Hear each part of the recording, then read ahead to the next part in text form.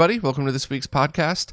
The cough is still lingering, but I think I've been pretty good at turning my head away from the mic whenever that happens. Hopefully I haven't blown anybody's eardrums out, so just wanted to apologize in advance for that. But otherwise, I'm feeling great, so let's jump in and see what we got this week. First up is just a quick heads up that the XStation optical drive emulator is now also available from the UK Seller Retro Gamer stuff. Normally I probably wouldn't do a post just about this, but the XStation has been selling like crazy, and I think a lot of people in Europe wanted a second option other than just going direct from Castlemania. So both of the links are right here in the Vanessa's post, and if you're in the UK and looking for an XStation, you might want to check into that now, because it just might save you a whole bunch of tax and shipping costs and stuff. Pre-orders for the new N64 Digital are now opening this Friday, May 7th, so 2 days from when this goes live. And this is the N64 HDMI board from PixelFX, which is Dan and Christoph, the makers of the DC Digital and the PS1 Digital, as well as Woozle, the maker of the GBA Consolizer. So I have a feeling that this team is going to come up with some pretty amazing stuff, and I guess I would expect the same awesome performance and features of both of the previous HDMI mods mixed in with some of Woozle's new additions to the team. It is kind of funny that pre-orders are opening before any review units or pre-reviews are out or anything like that, but I think this team has absolutely had an entire body of work that speaks for itself. So if you don't already own an HDMI mod for your N64 and you were looking to pick one up, you could be completely confident that this is something that's going to be great. If you already own an Ultra HDMI and you were wondering if this is worth upgrading to, I would hold off then and just wait for reviews to come in. And I'm not being coy about that. I actually haven't seen one myself yet, so I'm really looking forward to, and hopefully this thing would have some features that would push things over the edge for people that were on the fence about, should I HDMI mod, should I upgrade? It's my personal opinion that just having one available and being able to ask support questions, that alone would make this worth it for anybody who was waiting on a mod at all.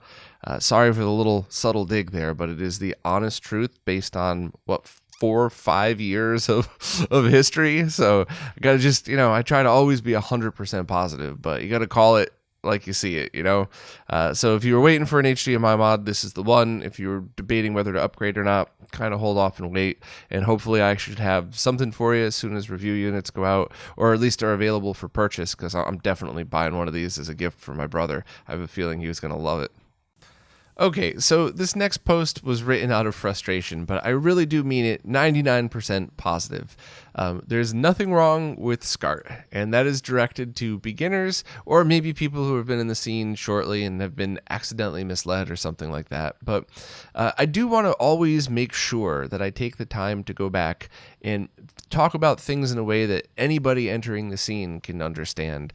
And I'm often guilty of forgetting that. I often jump into a post or something and start talking as if people already had the beginner knowledge to get themselves up to that point.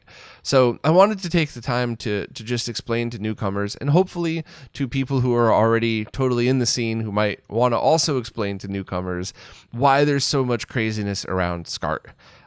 The good side of things, if you have a cable that's well built, you now have one cable that contains audio and video and could contain either composite video or component video in certain situations, but mostly for retro gaming use, you can get yourself really high quality RGB output of it. And there are very confusing things to worry about, like why are some SCART devices directional, and what is sync, and why do I have to worry about voltage at all? And those are legitimate questions, but if you're buying reputable cables and reputable SCART equipment, you mostly don't even need to ask those questions. The most confusing thing is, do I want Luma sync or composite video sync for PlayStation cables? Just grab Luma unless you otherwise have a specific need for it, by the way. But most of the time nowadays, people should walk right into it without having too much trouble. But I did want to address the downsides of it, just for people who weren't quite clear as to why people had been frustrated with SCART. And I think the number one thing is that console manufacturers realized that probably 1% of the people buying their consoles in the 80s and 90s were only going to use RGB. Some use cases are different, so all of the actualies talking about France, you could just hold your posts for somebody else's video, but for the most part, it's going to be a really small percentage of people using RGB. So what was their choice? Was their choice to put an extra 15 to maybe 30 cents worth of components on the motherboard to handle that? Or do they just add those components to the SCART cable for people that did want RGB support? And if you think about it, when you're making 20 million consoles, 15 cents starts to add up a lot, and that's a huge dent in your overall profit. So I do think that console manufacturers made the right move deciding to put some of the RGB components in the cable, but that means that every cable that ever has, let's say, a Genesis 2 end on it should also have those cables, otherwise things could go wrong. Which is why, of course, I just said make sure you get it from reputable sellers and stuff like that. And the other side of things is, in the early 2000s, there were lots of hobbyists that were making projects that used a SCART cable but didn't adhere to any SCART standards because it didn't matter. There was only a very small handful of people using this stuff, and they probably didn't expect that there would be this resurgence of retro gaming popularity. So you have a bunch of old mods that maybe use what looks like a Genesis 2 cable, but it's actually a pass-through cable, where as long as it's properly labeled, only use with my Supergun mod, only use with this Intellivision mod or something, it'll be totally fine. It's just the moment you take that cable and plug it into a real Genesis 2, you have some issues. So it gets frustrating. And on top of that, there's always the very few, when you talk about how many people use SCART, there's actually very few bad modders out there or bad component makers who will do something like ship a supergun that outputs improper voltage on all the SCART pins and then blame everybody else when their equipment fries, not the fact that it's not properly outputting voltage on those pins. So that's what kind of led people. I believe it was Voltar who first coined the phrase "shart" on a Retro Roundtable podcast. And it's understandable why people would be frustrated with that. Why a modder would livid when they just bent over backwards making sure their mod is done perfect, and they send it back to the customer, and the customer goes, "Yeah, this thing doesn't work, you screwed up," and they get everything back and find out it was a $2 AliExpress cable, that was the cause of the problem. And especially even for hardware developers who just go through all these different loops to make sure that their equipment is as robust as possible and as compatible as could be, just to have people say, I plugged a mod in that somebody glued together in 2003 and it doesn't work. Your scaler is crap. So I do 100% get the frustration. I would just like to politely ask all of you experts out there to realize that people do take your word seriously. And not everybody's going to realize that you're joking. And I am not wagging a finger at this. I am 100% guilty. I think my worst offense was when Renee and I made that silly video about cartridge voltage, making fun of the know-it-alls who claimed that they were experts who never opened up an electronics book in their life. And unfortunately, when I made that, I had a very small following, and everybody got the joke. As my following grew, people started to interpret that as we were making fun of cartridge or flash cart manufacturers, which we really weren't. And in everybody else's defense, how would you know that we weren't unless you were in on the joke from the beginning? So I screwed up. I've done it many times. I'm not saying you experts screwed up. I'm just saying, just keep in mind that people do take your opinion seriously. So, if you do vent about SCART, maybe just take a moment to make sure people know that you're venting about improperly built SCART stuff. And it isn't the best format for everybody. There are totally, like the best scenario I could describe. Let's say you found a consumer grade TV, CRT with component video inputs. You have an OSSC or a RetroTINK product. So just get a whole bunch of HD Retrovision cables and a G-Comp switch. You'd never need to touch SCART. There's no need for that.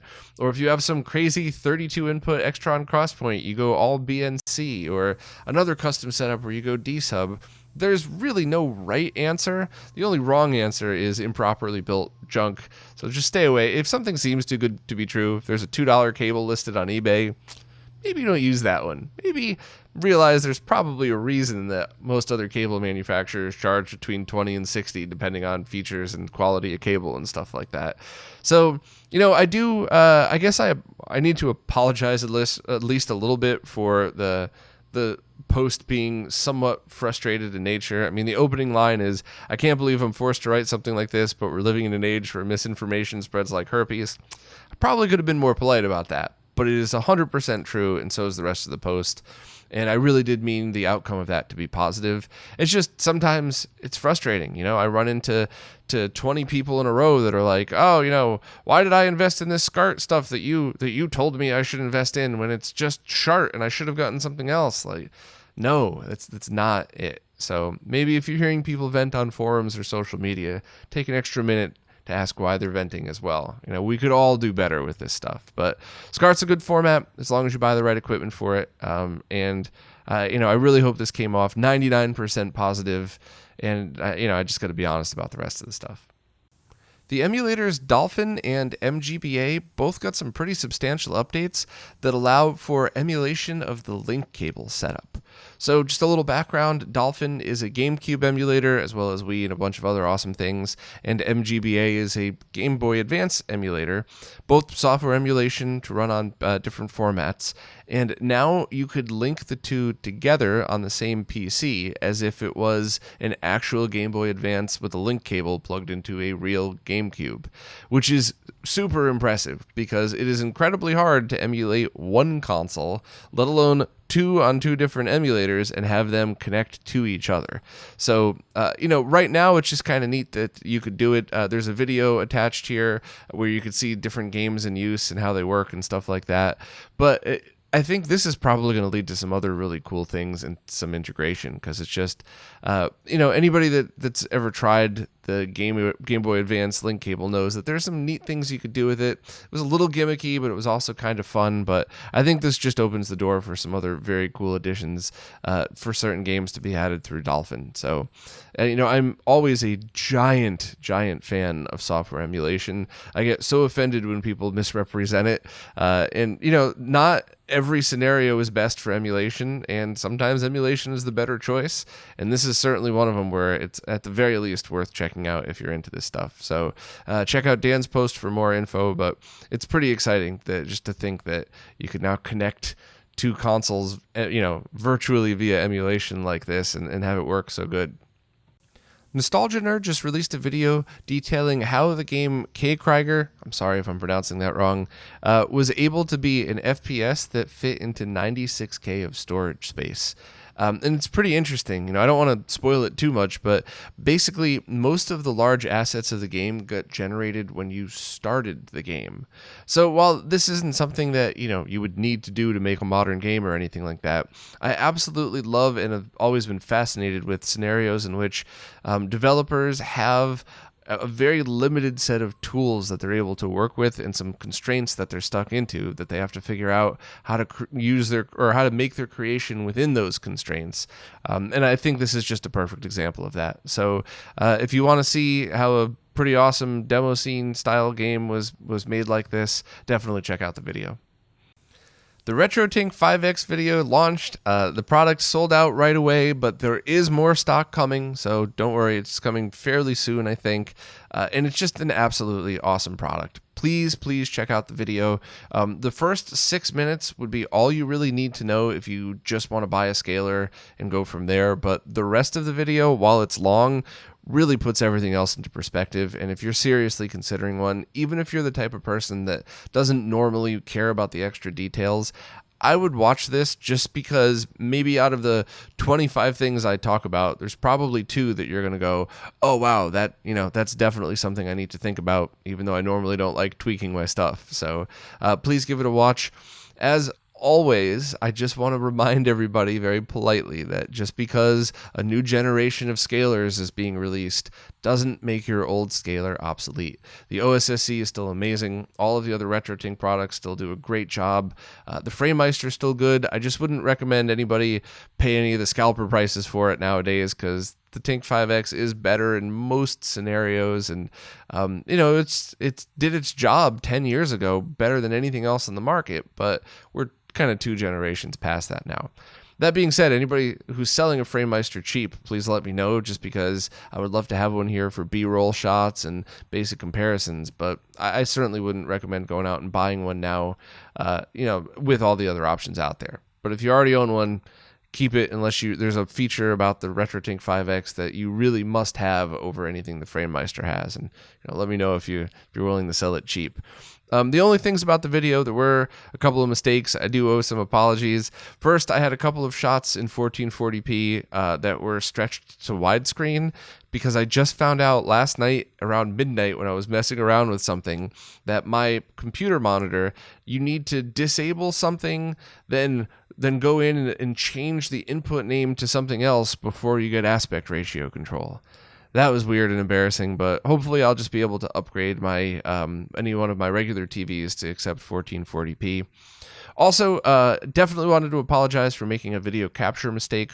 Those link shots towards the end, the still pictures were spot on, but something ended up going wrong with my video capture setup, which has been working fine for over a year now. So I don't know if a Windows update messed with something, if a background update of a codec messed with something. I have no clue. I'd really love multiple PCs, one not even connected to the internet just for capture, so I never have to worry about settings changing, and then another PC for everything else. But this is actually one of the many reasons why I always throw in still pics, because it's a lot harder to mess up a still video or a still picture capture from like the data path vision window than it is the rest of these things. So for people with eagle eye that spotted that, I guess people were pretty upset. All I could tell you is I tried my absolute best, and sometimes you just run out of time, right? Like I think this video took 60 hours start to finish, but because I was sick and wasn't able to work on stuff, I did it all last week on top of all of the other work that I do. So I get that you were upset that I messed up, but you got to put that into consideration too. Also, a big shout out to Extrems and to Dark Aries for helping me figure out exactly what went wrong and at what step. Because I do try to get better with every one of these videos, and barring bumps in the road that I have no control over, I really feel like I have gotten a lot more accurate with my captures, but I'm definitely going to pay attention from now on and make sure, I think we determined a good workflow for me that I could do something where in the case of a comparison shot, I could make sure they're more accurate. I'll be honest, if I'm just like, hey, here's some footage of something cool as B-roll while I talk about something else, I probably am not going to spend hours and hours and hours getting flawless captures. I'd like to, but, for stuff like comparison shots, that is important. And I know a lot of people look to these videos as proof as to, different things and how these different processors work. So no, it was not a conspiracy to mislead you, especially when the perfect still shot was right after it, but it was a mistake, and I'm very sorry about that. So just wanted to kind of explain all this stuff. Probably rambled too long, but please watch the video because it absolutely puts everything into perspective of what you would need to know. And also in the main post here, I have embedded other people's reviews, and I will continue to update it. Fudo did an amazing written post on his website. No shock there, anybody that's been following him for a while. Beast went through and tested a ton of random arcade boards. It was very cool to see PGM working without that sync issue I run into on actual CRTs. And Scarlet Sprites did another really great video highlighting its basic use and some specific use cases in arcade boards as well. So overall, it's an awesome product. I'll have more info on it soon.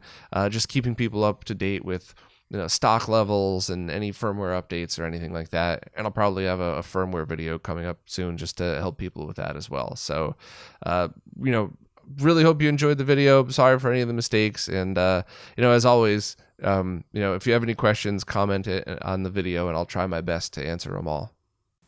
Dan Mons just did a benchmark test of MAME running on different Raspberry Pi versions and did an absolutely awesome write-up detailing exactly what all the differences were. Beginner to intermediate, please read the post on RetroRGB. He did an awesome job summarizing it for anybody with just the slightest interest in this stuff could get a true sense of what it is that he did. If you're more on the expert side, you might want to just jump directly to his website, stickfreaks.com, and jump right into the gritty details. But basically, Dan kind of went through and proved that newer Raspberry Pis, so the 4, especially overclocked, can get some really, really good performance on arcade games via MAME and emulation. So, this was a debate for a long time is a Raspberry Pi good enough for MAME? And Raspberry Pi 1 and 2, Eh. Once you got into the Raspberry Pi 3, it got better, but jumping up to the 4, or if you did some overclocking, you get some really good results. In a lot of games, you get a really solid feel that, yeah, this is going to be more than a good enough experience. In an arcade machine running on a CRT, this is going to be 95 to 99% of the way there of getting a really great arcade feel to it. Not every game is going to be perfect, of course, but I really love stuff like this because I'm a nerd and I like benchmark tests, but it also gives people a sense of how certain games could really run well, and maybe others you might still want to look to original hardware or FPGA emulation or stuff like that. But just such a really helpful benchmark test and really great to put things into perspective. So, if you're into MAME and arcade gaming and you want to use a Raspberry Pi, definitely check out this post and kind of skim through the benchmark results and get a feel if maybe your favorite games would be a good choice for this or maybe not. But I have that mini Mr. Cade that I've been using, and I've been trying to figure out a way to add a switch to put in a Raspberry Pi just to be able to play games that I wouldn't be able to play now on Mr. And it's really cool to know that to reinforce what I kind of already felt, in that the newer Raspberry Pis do a very good job, and some of my favorite games would be more than good enough being played that way. There are some updates to the Genesis homebrew game Demons of Asteborg. First, the game should be coming this June, and it's available to pre-order now as a physical copy for around $80, or you'll be able to buy a digital copy, just the ROM for a Genesis ROM cart, for around $20, and it should also be released on the Switch and on Steam as well. The game is kind of an action platformer with Metroidvania elements in it. I kind of hate that word, but it is a decent way to describe it. And from the screenshots, it looks really, really cool. I don't think I ever played the demo because I wanted to just kind of wait until it was finished and get a final sense of it. It's weird. Sometimes I want to play the demo, sometimes I don't. But I get the impression that this is the type of game I'm going to want to buy a physical version of, plug the real cart into a Genesis on a TV and just sit down and treat it as if it were a brand new game in the 90s that I were playing. There's no right or wrong way to do this. I'm just saying that because I think it's neat that a game that looks like it's something I would have loved as a kid and still like the style of game today is now available for the Genesis. Of course, I don't think there's any playthroughs of it yet or anything like that other than the demo, so we'll see if the game holds up to the hype, but it looks like it will. So at the very least, if you're interested, wait for some reviews to come out, especially with the digital copies. It's not like a digital copy is going to sell out, but if you're a collector and you really want what looks to be a pretty awesome new Genesis game on cart, you might want to pick up one of the complete cart versions right from their website. So check out Ray's post for more info, and if you like the game, hopefully we'll all get a chance, or if you're interested in the game, hopefully we'll all get a chance to play it in about a month. A new firmware was recently posted for the MemCard Pro, which is a memory card for PlayStation 1 games that runs off a micro SD card and has a ton of new options. This latest option is browser support, so that you could connect your MemCard Pro to your Wi-Fi and log in and edit some of the stuff right from your browser, which I think is pretty awesome. I wanted to try YouTube Shorts, so I uploaded a very quick demo of me going through. I think if I had refreshed the screen again, it might have even auto-refreshed the names on it. To be honest, I just wanted to try out YouTube Shorts, and I don't like it. So it seemed to confuse people because people are used to having full-length videos from me, and to see a 1 minute long one, I think a lot of people just kind of skipped over it. I don't blame them. So unless you all disagree, I think for stuff like this, I'll stick to posting on social media, and I'll just keep normal length videos on YouTube. I could be wrong, though. I'm always open to suggestions, so feel free to comment and let me know. But overall, it's a new feature of something that's currently evolving. There should be even more features coming, and it's something that I didn't think I would ever like as much as I did. When I first got one, I know I'd already talked about this, so I'll be quick, but when I first got one, I thought, cool, now I'll update a written post for it, and I'll take some screenshots of some features, and I liked it so much I ended up doing a full video about it. So if you think you might be in the market for one of these, check out the video. Respectfully, if you own an XStation, you might want to consider this a must-have, just because of the different options linking per game. It's not cheap, but it's something that would enhance your XStation experience. So for more details on exactly what features were updated or tweaked, check out the main post. Check out the videos in there for more info on the MemCard Pro, and let me know if trying YouTube Shorts was just a really dumb idea. There is a very interesting new open source project for Commodore Amigas called the Pi Storm that aims to replace the Motorola 68K processor with a Raspberry Pi and a custom interface board, which I'm just kind of fascinated that they're able to pull something like that off. They basically use a Altera Max 2 CPLD to interface the Raspberry Pi, which I believe 3A Plus are the one they're using, in place of the Motorola processor to get a pretty big boost in performance. And I didn't know that that was possible. I don't know if that's just my own ignorance or if based on how I've been using implementations of this stuff, I never considered that as a factor or even a choice, but it seems really cool. So definitely check out Vanessa's post for more info if you have an Amiga 500, 500 Plus, or 2000 series. And, we'll definitely be keeping people up to speed on this because it just seems really neat. And I'm wondering what else could be done in situations like this. I wonder if like adding a Raspberry Pi to a Super Nintendo cart could emulate, Super FX 5 chip or something and allow different graphics that way. I'm obviously being a little silly, but I'm also really fascinated that this is even possible, and I'm very interested to see what the team does next with this and how well it's able to be implemented in different models' computers. Well, that's it for this time. As always, thanks to everybody who watches, listens, plays nicely in the comments, and especially thank you to everybody who supports in any way possible. Your support is what's keeping all of this stuff alive, and I'm just so grateful that I get to keep doing this. So thank you all so much, and I'll see you next week.